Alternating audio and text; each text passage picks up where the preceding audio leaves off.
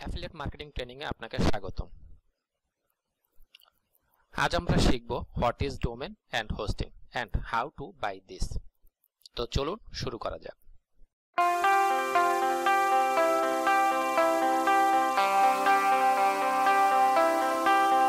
Domain কি সেটা যদি এক কথায় বলতে যাই তাহলে ডোমেন হলো যে কোনো ওয়েবসাইটের নাম। যেমন প্রতিটা মানুষেরই একটা আলাদা আলাদা নাম থাকে, ঠিক তেমনি প্রতিটা ওয়েবসাইটেরও একটা আলাদা আলাদা নাম থাকে। যেমন facebook.com,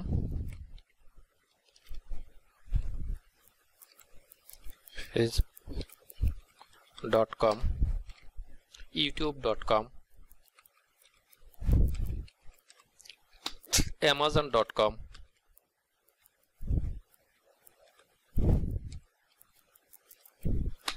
daraz.com,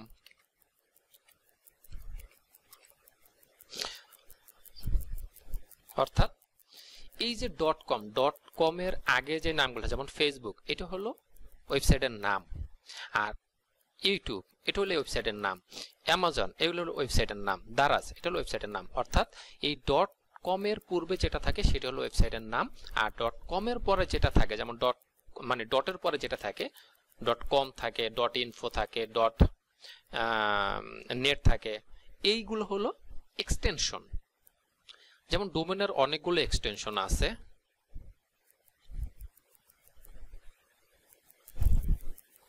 যেমন ধরেন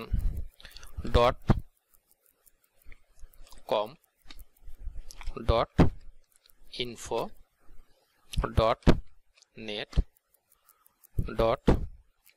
.org, .xyz, .in, .io,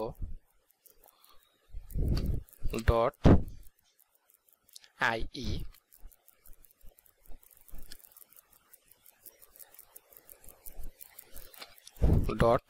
.co। অর্থাৎ এই যে .com ডোমেন অনেকগুলো এক্সটেনশন, এর মধ্যে .com, .info, .comটা হচ্ছে জেনারেল, অর্থাৎ মোটামুটি ব্লগিং ব্লগিং যা করা লাগে সব ক্ষেত্রে সবাই চায় আসলে .comটা নিতে, স্পেসিফিক কিছু কারণ ছাড়া। যেমন ইনফোটা আসলে মূলত ইউজ করা হয় আপনার পোর্টফোলিও ওয়েবসাইট যেগুলো আছে ওইগুলোর জন্য, অর্থাৎ ইনফরমেশন থাকে যে সকল ওয়েবসাইটে, যেমন পার্সোনাল ওয়েবসাইট, হ্যাঁ, ওইগুলোর জন্য ইনফো। .net হয়েছে যারা নেট বিশেষ, অর্থাৎ মুভি সার্ভার, হ্যাঁ, অনলাইন হোস্টিং কোম্পানি, এটা মূলত এরা যদি .com না পায় তখন আসলে .net-এ যায়। তারপর ওআরজিটা আসলে ইউজ করে অর্গানাইজেশনের জন্য। .inটা হচ্ছে বাংলাদেশে যেরকম আছে .com, .bd, ঠিক তেমনি ইন্ডিয়া .in মানে হচ্ছে ইন্ডিয়া। আই হয়েছে আইরিশ মার্কেটের জন্য এইগুলা, হ্যাঁ, যেমন IO, IE, তারপর C হয়েছে কানাডার জন্য। তো এই সবের কোনোটাই আমরা নিব না, আমরা নিব হলো .com ডোমেন। আমরা সবসময় টার্গেট করব .com ডোমেন নিতে। যদি কোনো কারণে আমাদের কিওয়ার্ড অনুযায়ী .com ডোমেন না পাই, সেই ক্ষেত্রে আমরা চেষ্টা করব কিওয়ার্ডটাই চেঞ্জ করে ফেলতে, অন্য কিওয়ার্ড নিয়ে কাজ করতে, অথবা .net-এ যাইতে। আশা করি ডোমেন কি সেটা বুঝতে পেরেছেন। এরপরে আসে আমরা হোস্টিং।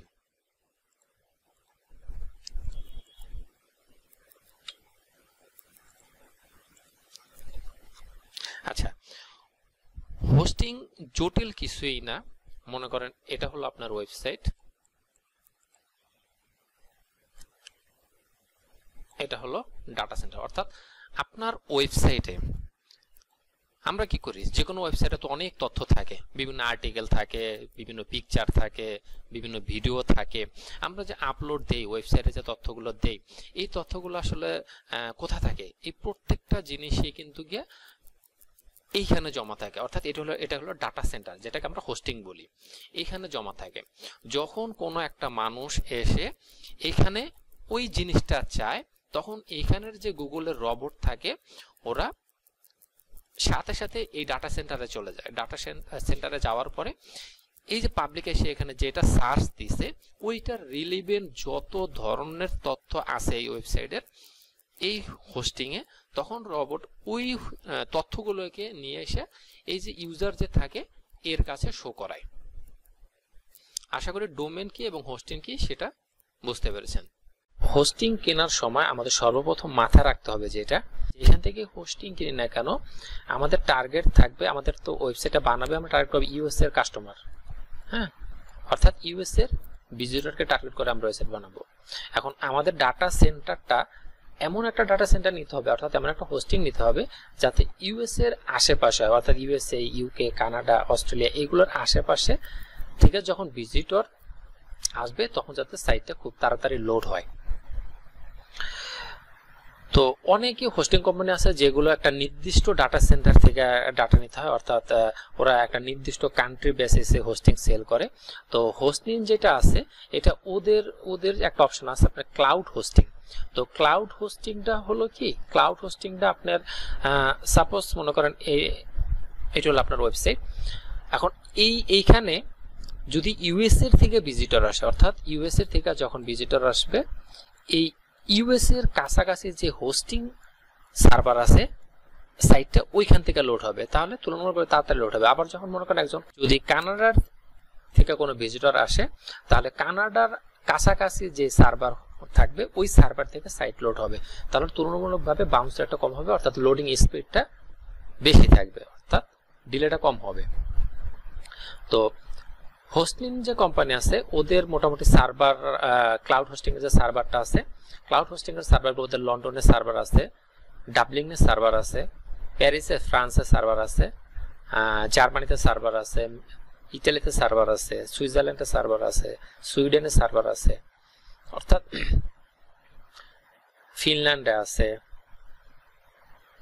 নর্থ ইউএসএ আছে, ইউএস এর অনেকগুলো ডাটা সেন্টার আছে, ওদের অনেকগুলো সার্ভার, হ্যাঁ, অর্থাৎ আপনি একটা হোস্টিং কিনলেই এই যে টোটাল যতগুলো সার্ভার আছে আপনি সবগুলো সার্ভারের থেকে অ্যাক্সেস পাবেন। অর্থাৎ আপনার ওয়েবসাইটে যদি এই হোস্টিং এ অ্যাড করা হয় তাহলে আপনার ওয়েবসাইটে এই যে যত সকল কান্ট্রি, এই সকল কান্ট্রিগুলো আছে এই সকল কান্ট্রি থেকে যখন ভিজিটর আসবে তখন এই যে দেশের যে হোস্টিং সার্ভার আছে ওইখান থেকে সাইট লোড হবে।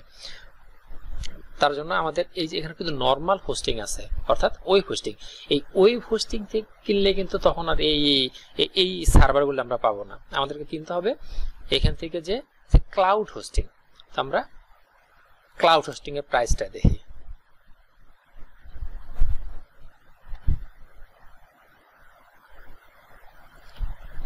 ক্লাউড হোস্টিং এর যে বেসিক প্রাইস আছে, বেসিক প্রাইস হচ্ছে আপনার 999 টাকা, অর্থাৎ প্রথম বছর আপনাকে 999 টাকা শুধু হোস্টিং এর জন্য দিতে হবে হোস্টিং, এর পরবর্তী বছর থেকে আপনাকে 2150 টাকা করে পে করতে হবে হোস্টিং এর জন্য।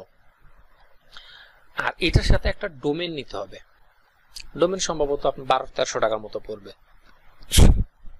এটা ওরা আমাদেরকে দিতেছে কি 10 জিবি এসএসডি স্টোরেজ এবং 2টা ডোমেন অ্যাড করা যাবে এখানে। আর ওদের আরেকটা বড় সুবিধা হলো ওরা আনলিমিটেড ইমেল ক্রিয়েট করতে দেয়, আনলিমিটেড সাবডোমেন ক্রিয়েট করতে যায়, আনলিমিটেড ব্যান্ডউইথ। আচ্ছা ব্যান্ডউইথ কি, ব্যান্ডউইথ হচ্ছে প্রত্যেকটা সাইটের একটা লিমিট থাকে, অর্থাৎ কতগুলো ভিজিটর আপনার ওয়েবসাইটে আসতেছে সেটা ডিপেন্ড করে এই যে ব্যান্ডউইথের উপর। ব্যান্ডউইথ যদি লিমিট থাকে তাহলে দেখা যাচ্ছে ব্যান্ডউইথ যদি শেষ হয়ে যায় তো আপনার ভিজিটর যত বেশি আসবে আপনার ওয়েবসাইটে আপনার ব্যান্ডউইথ তত বেশি লাগবে।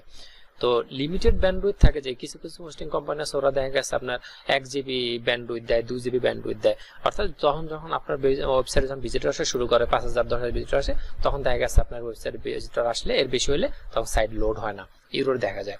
এই জন্য আনলিমিটেড ব্যান্ডউইথ দেবে এরা, অর্থাৎ আমাদের ওয়েবসাইটে যত ভিজিটর আসে 1 লাখ 2 লাখ যত ভিজিটর আসে কোনো সমস্যা নেই। ওদের 24/7 সাপোর্ট আছে এবং ওদের 30 ডেজ অর্থাৎ 30 দিনের মানি ব্যাক গ্যারান্টি আছে। আপনি ওদের কাছ থেকে হোস্টিং কেনার পর, হোস্টিং এর ডোমেইন কেনার পরে যদি 30 দিন পর্যন্ত কোনো কারণে মনে হয় যে আপনি ওদের সার্ভিসে স্যাটিসফাইড না, ওদেরকে বললে ওরা সাথে সাথে রিফান্ড করে দেয়।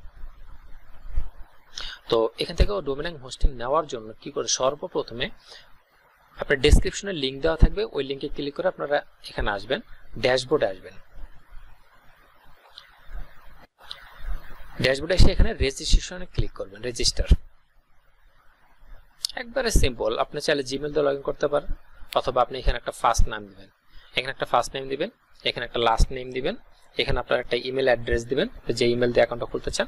এখানে আপনার একটা মোবাইল নাম্বার দিবেন, অর্থাৎ যে মোবাইল নাম্বারটা অ্যাক্টিভ থাকে, অর্থাৎ এরপরে ওই মোবাইল নাম্বারে আপনার সব ইনফরমেশন যাবে, জিমেলও যাবে, মোবাইল নাম্বারও যাবে। আচ্ছা, এরপরে এখানে আপনার বিলিং অ্যাড্রেস দিবেন। এই সব কিছু দিয়ে আপনি যদি চান যে কারেন্সি যদি আপনি ইউএসডি তে সিলেক্ট করতে, আপনার যদি কার্ড থাকে তাহলে আপনি ইউএসডি দিয়েও কিনতে পারেন, অর্থাৎ ওদের এখানে কিন্তু ইউএসডি সাপোর্টেড, ওরা সব ধরনের কার্ডই সাপোর্ট করে, যেমন এই যে ভিসা কার্ড, মাস্টার কার্ড, যত মোবাইল ব্যাংকিং আছে বাংলাদেশের, সব কিছু ওরা সাপোর্ট করে। তো যেহেতু আমি ধরে নিলাম যে আপনাদের ইউএসডি কার্ড নাই, সেহেতু আপনারা বিডিটি সিলেক্ট করবেন। বিডিটি সিলেক্ট করে এখানে একটা পাসওয়ার্ড দিবেন, এখানে কনফার্ম পাসওয়ার্ড করবেন। কনফার্ম পাসওয়ার্ড করে কন্ডিশন এটাকে টিক মার্ক করবেন। টিক মার্ক করে রেজিস্টারে ক্লিক করলে আপনার অ্যাকাউন্ট করা হয়ে যাবে। আপনার রেজিস্ট্রেশন কমপ্লিট যখন হয়ে যাবে তখন আপনি এই সাইটে আবার আসবেন। আসার পরে এই যে হোস্টিং, এখানে এসে যাবেন ক্লাউড হোস্টিং। ক্লাউড হোস্টিং থেকে অ্যাড টু কার্ট, যেহেতু আমরা বেসিক নেব, এত এগুলোর দরকার নেই আমাদের শুধু বেসিক হলে হবে। এবং পরবর্তীতে যখন ওয়েবসাইটে অতিরিক্ত অনেকটা ভিজিটর আসবে তখন পরবর্তী বছরে গিয়ে আপনি আপগ্রেড করে নিতে পারবেন, সমস্যা নেই। আমরা অ্যাড টু কার্ট। আচ্ছা, এখন বলতেছে এখানে যে রেজিস্টার এ নিউ ডোমেন, আমি কি নতুন ডোমেন নিব কিনা? অবশ্যই ডোমেন নিব। তখন এখানে একটা ডোমেনের নাম দিতে হবে। আমি জাস্ট এক্সাম্পল হিসেবে demo.com দিয়া চেক যে এটা অ্যাভেলেবেল আছে কিনা। অবশ্যই .com রাখবেন এখানে। আচ্ছা, এখানে দেখাচ্ছে অ্যাভেলেবেল আছে, যেহেতু অ্যাভেলেবেল আছে আমরা দেব অ্যাড টু কার্ট।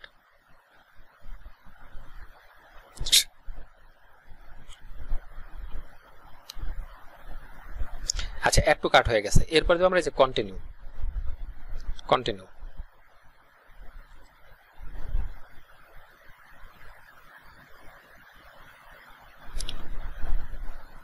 আচ্ছা, কন্টিনিউ হয়ে গেছে, অর্থাৎ আমাদের হোস্টিং এর জন্য হচ্ছে 999 টাকা অ্যানুয়াল, মানে 1 বছরের জন্য।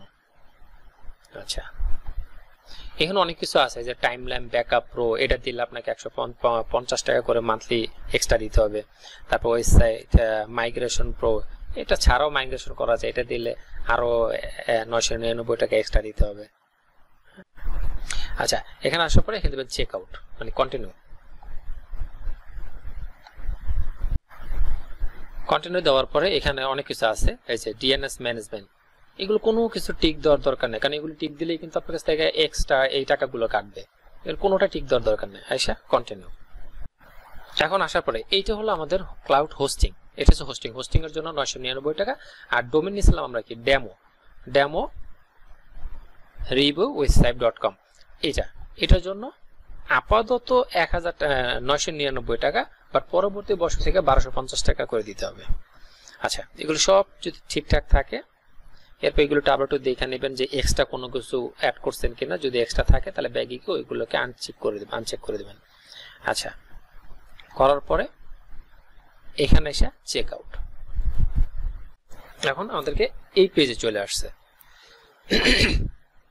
এই পেজে আসছে। তো এখানে বলছে কি ইউর বিকাশ অ্যাকাউন্ট নাম্বার, অর্থাৎ এখানে আপনার বিকাশ অ্যাকাউন্ট নাম্বারটা দিবেন।